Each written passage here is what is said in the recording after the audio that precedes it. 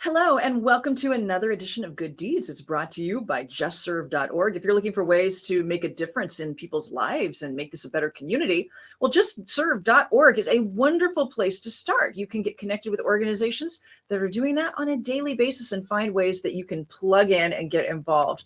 Today, I'm talking with Pam Whitehead. She is from the Triumph Cancer Foundation, and they're making a difference in people's lives every day, helping people go from surviving cancer treatment to thriving in their new life. And thank you for joining us today. And thank you for the work you're doing for people in our community. Well, we're glad to be able to raise awareness. Thank you for having us on.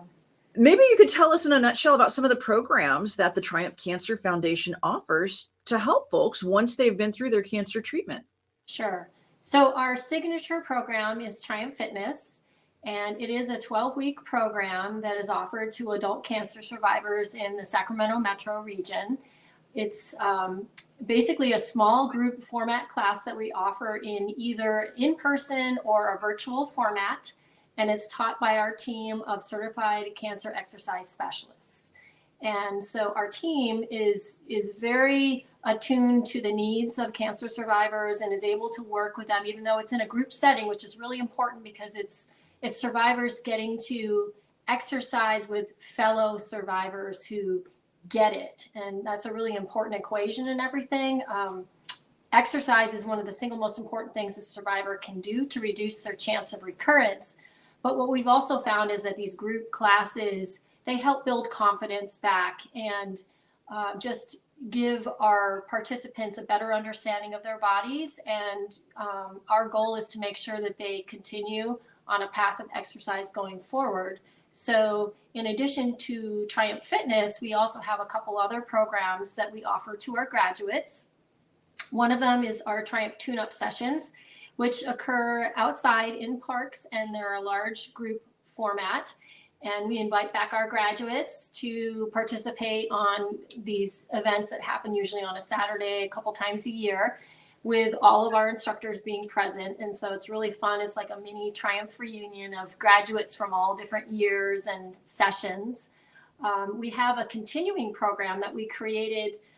Basically, we created it during COVID because we realized that with the gyms being closed, there were so many people who had graduated from our program that were sort of lost in terms of having guidance and having the ability to exercise on their own. And so we created a virtual format class. It's called Triumph 2.0. That's available to our graduates to continue on their exercise path. We also have a class, well, it's not really a class, it's almost like an experience that we do each summer. It's called Triumph to the Summit. And that is actually open to not only graduates of Triumph, but other cancer survivors and supporters can join us during the summer months, where we train a group of hikers to get them ready to be able to summit a peak up in the Sierra Mountains that is over 9,000 feet. So for us, it's all about making sure that we're just keeping our participants and other survivors moving because of how important that is as a survivor to maintain a healthy lifestyle going forward.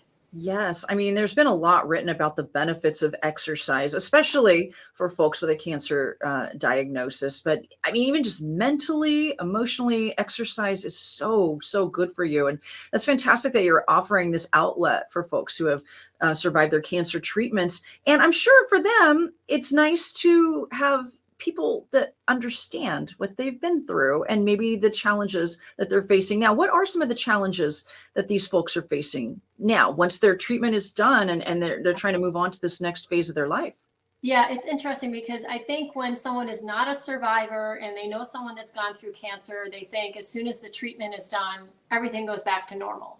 Those of us who are in the cancer world, I'm a 22 plus year survivor, we know that that's not necessarily the case. For women with breast cancer, for instance, there's often range of motion issues because of the surgery that's taken place. It's difficult to lift an arm. A lot of people end up with neuropathy, balance issues, weight gain or weight loss, and muscle mass loss is a big one. So, I mean, that's really why our program was created, because of all this. And confidence is a big one as well, and lack of self-esteem. And so for the people that enter our program, I can see it every time I attend, because I go to every single orientation and graduation to share my story and to sort of help with facilitating, making people feel comfortable coming into the program. And as we go around in the circle and everybody shares their stories, even though it's different types of cancers and men and women of different ages and different backgrounds, there is this collective sigh of relief that you can sense in the room as each story is shared and people understand that they're in a group of people that understand. Yeah. And so it's like a built-in support group. I always say it's not a woe is me group. We're celebrating achievements along the way, big and small. And it's all about turning the tables on cancer and being proactive in going forward and having a positive outcome. Well, it sounds like many people are being helped every single day through the work that you're doing. How can we help? How can we as a community best support what you're doing? Do you need volunteers? I'm sure you need donations. Yes. Folks always need those. But how can we volunteer our time? And maybe people have expertise they can donate as well. Yeah, well, we have our big annual fundraiser is in September. It's called Triumph Uncorked. And for that, obviously, we're looking for sponsors. We're also looking for people to join our committee to plan the event that takes place at Hellwig Winery every year. We put on a benefit concert.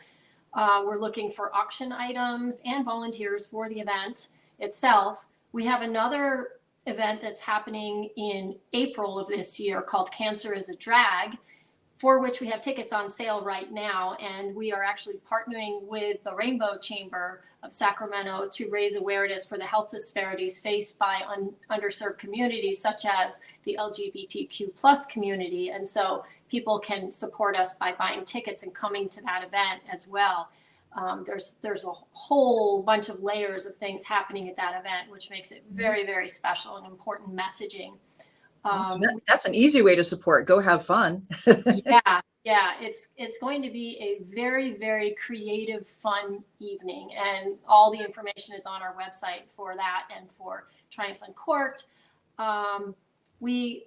People can join us in hiking over the summer, which is actually, we do ask people to do fundraising while they're participating hiking. So if you're a hiker and you want to get involved with our organization, that's a great way as well. And then if people have expertise that they can bring to the table, we have a board of directors and we have an advisory board. And for that advisory board, we're looking for certain types of, I would say, expertise that people have that they might be able to offer us to help us with grant writing or with some of the projects that we have going on. We're definitely looking for certain profiles of people, and all of that, people can get in touch with me and I can share more details on that as well. We've got the website information up on the screen right now for folks that want to get in touch and find out more about all the different ways to plug in and support what you're doing with the Triumph Cancer Foundation. Thank you so much for what you're doing for folks in our community, and thank you for being on Good Deeds. Thank you for the opportunity. I appreciate it.